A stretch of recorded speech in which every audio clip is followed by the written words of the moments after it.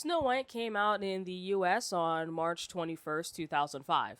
And for months, I hadn't seen anything about it. No videos, no articles, no shoutouts from friends. This was bizarre to me because, as someone who follows film trends, I would expect to see something about it. That is until I realized that no one was watching Snow White. Snow White never broke even, only making about $80 million at the box office. Nowhere near the roughly $270 million Disney spent making this dumpster fire. This makes sense given the awful marketing, unappealing visuals, and blatant misunderstanding of the source material, but its dreadful performance is more significant than one may realize.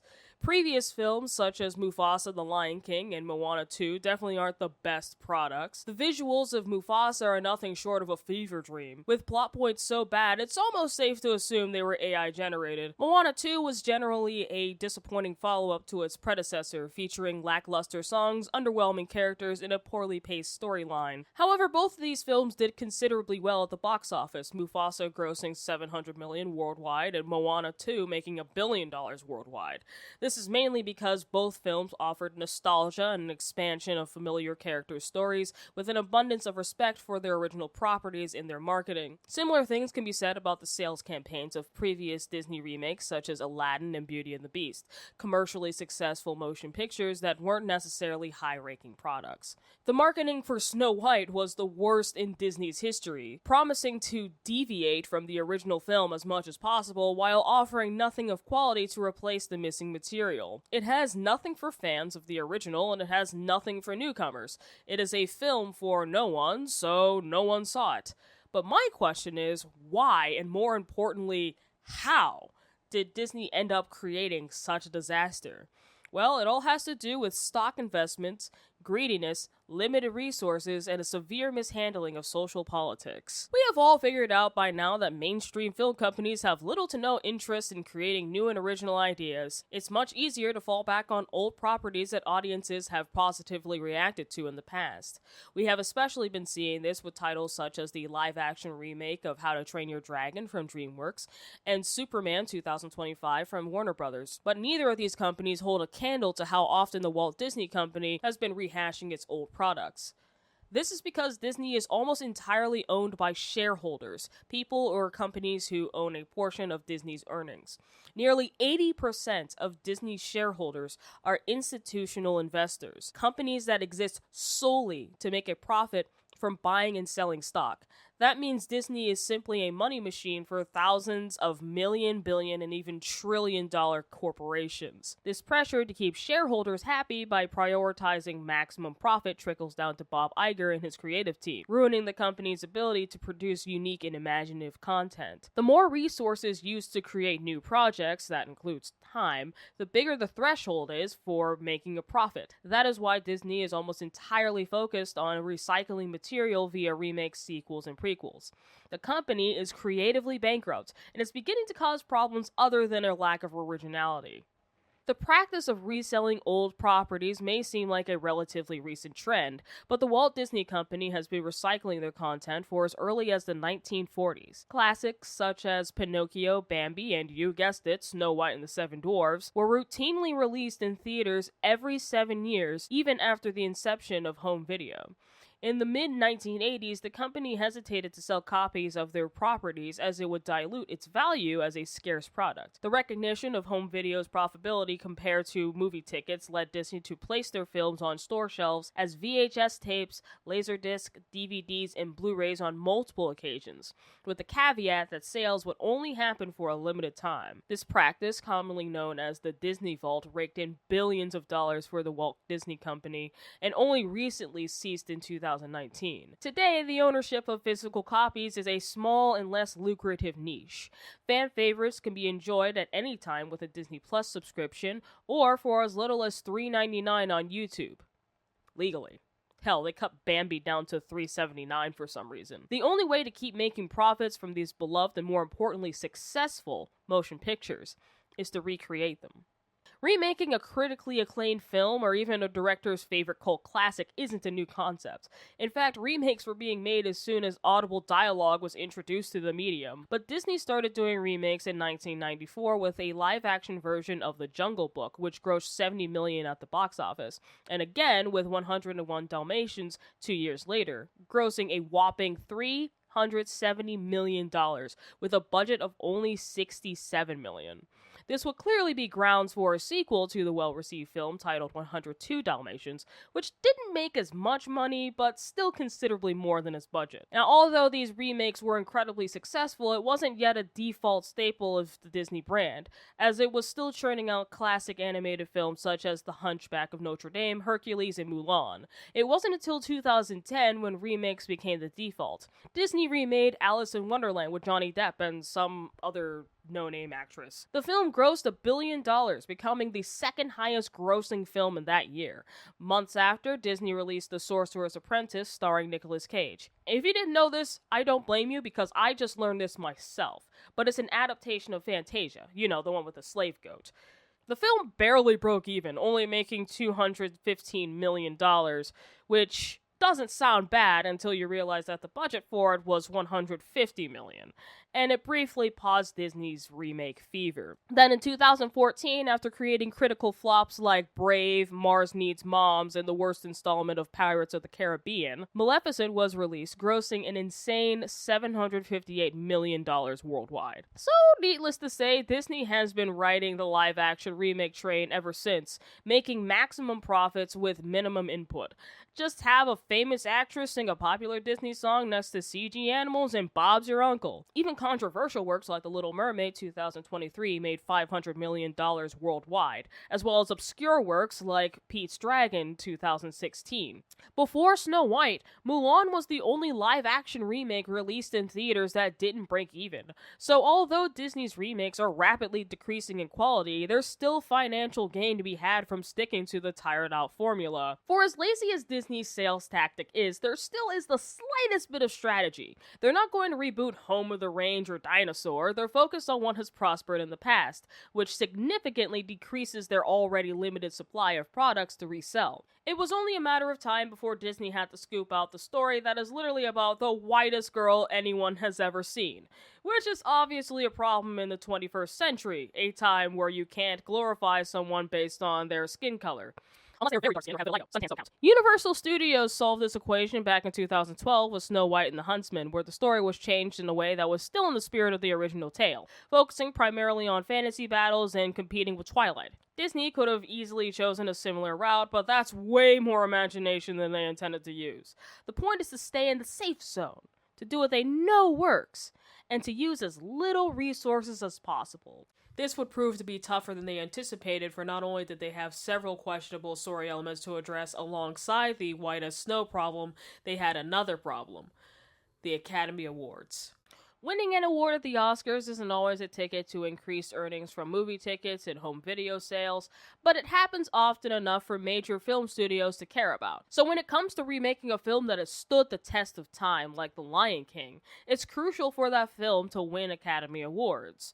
The Oscar win, on top of its nostalgia bait revenue, is a ginormous amount of capital that Disney wants to win every year. And they achieved this goal 3 times so far. But in 2020, the Academy established a set of diversity standards required for winning an Oscar. One of those standards was that the film would have to star or co-star an ethnic character, i.e. African American, Asian, Pacific Islander, etc. This is the real reason why Disney's infamous race-swapping routine keeps happening and only happens to those movies coming out in theaters. The casting of Halle Bailey in The Little Mermaid, an African-American actress as Ariel, a character originally portrayed as light-skinned, sparked a massive online debate about social justice and how best to achieve it through storytelling. Many argue that Ariel was not only a fictional character, but a fictional creature. She could look however she wants, as opposed to Snow White. This is to say that even the most passionate of social justice warriors, for lack of better vocabulary, agreed that Snow White should be white. Some have tried to argue that Snow White's fairness has to do with how nice she is and nothing to do with skin tone, but fairest of them all is a pun. Fair means beautiful, and it also means just. And it also means light. She's aesthetically beautiful, looking like a porcelain doll, and internally beautiful, being much kinder than her evil stepmother. Therefore, she is the fairest in the whole kingdom. Making her any other color ruins the joke, and I think it's safe to say that most people understand that. Very few people would have been upset if Joey King or Mackenzie Foy had played the role, but if Disney were to do so, they would need to cast a non-white performer as the queen in order to qualify for an Oscar, and I don't think I need to explain how bad that would look in light of certain plot points. And because Disney is a corporation made almost entirely out of greedy billionaires seeking to get richer, not trying for an Oscar wasn't an option. Race swapping gets so many people's panties in a twist not due to the hatred of minorities, primarily, but due to the hatred of corporate swill. Out of the 26 remakes Disney has distributed, the amount of them that general audiences genuinely enjoy can be counted on one hand, and a lot of them aren't even from the 2010s. Using politics as a reason to watch these terrible, uninspired films is extremely unfair, especially with the common claim that those who didn't like them are racist. It would be like eating a dry, bland, practically inedible sandwich, and then being called ableist for not liking it because the person who made it was deaf. This is especially apparent when race swapping in the past, such as Nick Fury, a white comic book character, being portrayed by legendary African-American actor Samuel L. Jackson in The Avengers, was done entirely as a creative decision. Another example is Halle Berry as Catwoman, a character who was also portrayed as a white woman in the comics. While the film was obliterated by critics and audiences alike, none of the complaints about the film had to do with Halle Berry's ethnicity. The problem is a lack of quality. Another issue with this practice as it currently stands is its phoniness. Many may not be aware of the diversity requirements set by the Academy, but they are receptive of the fact that Disney's casting decisions are for monetary purposes, not humanitarian purposes. The same way smartphones and memes are being incorporated into media more often as of late due to their popularity in real life, it's easy to see that political activism has taken center stage in movies and television for the same reason. And just like the memes and smartphones, film companies have little to no understanding of the topic aside from its idolization. In an attempt to make women, black people, and other minorities look smart or powerful, Disney and other organizations conceive uninteresting, unlikable characters that no one wants to watch. Disney's lack of comprehending the ideas they're trying to push is evidence that they don't care about those ideas, and their disingenuous storytelling is unappealing to anyone who is paying attention. Lastly, the frequent act of race swapping, as Disney is using it, remember the bland sandwich analogy, is currently having a disastrous effect on society. Media is a powerful tool that can be used to introduce concepts, shift perspectives, and communicate current events. People are seeing the condescending marketing, toxic online discussions, and disappointing outcomes, and are therefore beginning to associate minorities with feelings of animosity and prejudice.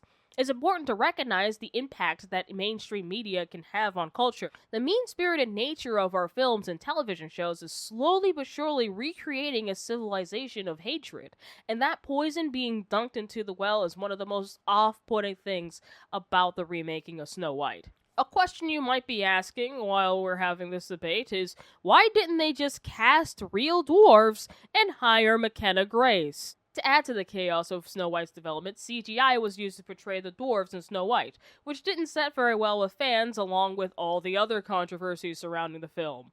In 2022, Peter Dinklage made a statement about Disney's approach to diversity in Snow White. The popular belief is that Disney switched from using physical actors for the dwarves to using CGI models as a direct response to Dinklage's criticism. However, it is likely that Disney intended to use CGI for the dwarves from the start. On Reddit, there is a post from user Wronglander stating that Disney was filming Snow White at least a year before Dinklage's statement, and so the decision couldn't have been made as a response. Most of their supporting sources are shoddy. except for one that cites an interview with Dr. Erin Pritchard, a little person Disney consulted about the film. In the interview, she said that she was told the Dwarfs were CG animated back in 2021. The Hollywood Reporter also states that Disney had already planned to animate the Dwarfs in an article addressing Disney's verbal response to Dinklage. Screen Rant posted that one of Snow White's many controversies was about actor and stunt performer Martin Kleba being used to play all the Dwarfs, but I haven't found any information supporting this claim. Whether Disney pulled a Sonic the Hedgehog or not, their decision to make the character CGI was an ignorant one. Peter Dinklage's statements against Snow White gained a lot of backlash from the Dwarfism community. Many felt that he was wrongfully speaking for them and blocking opportunities for dwarves in the film industry. However, Dinklage never called for dwarves not to be cast in roles that almost undeviantly call for them. This misconception stems from Disney's immediate comeback to Dinklage's comments. They released images of the CGI characters, implying that they were the answer to Dinklage's grievances. They completely overlooked that what he was complaining about in the first place was still present in their film: the story of the dwarves. People with dwarfism are often compared to the mythological dwarf, a humanoid, goblinish creature that is skilled at mining and blacksmithing and often becomes slaves of some other fictional race. An example of this is Gimli from Lord of the Rings. It's easy to recognize this character as a mythical creature because his features and overall character is exaggerated in contrast with other creatures such as elves, hobbits, and orcs. The dwarves in Snow White 1937 resemble normal humans more than they resemble anything particularly mysterious. Sure, they're goofy looking compared to Snow White, but that's because they're cartoon characters. It would be like saying Timmy Turner isn't human because his head is bigger than his entire body. It is very difficult not to associate them with people with dwarfism because they aren't presented as magical creatures as Disney calls them in the remake, as much as they're presented as 7 regular men with a 9 to 5. This ranged true for the original fairy tale. The dwarves aren't referred to as special creatures, they are 7 little men, which especially makes sense considering that Snow White is only 8 years old in the story. It tracks that the brothers Grimm would want characters the same size as her that are responsible enough to take care of her.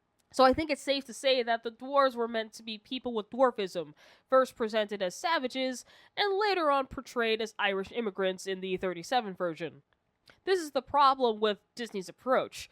It ignores that the story portrays people with dwarfism living like animals, with the only distinction being that they wear clothes and live in a house. Animating them, or calling them something else, doesn't change the story's derogatory contents. It would be like making an animated movie about a pickaninny, changing nothing, and calling it a gremlin to keep from reinforcing stereotypes.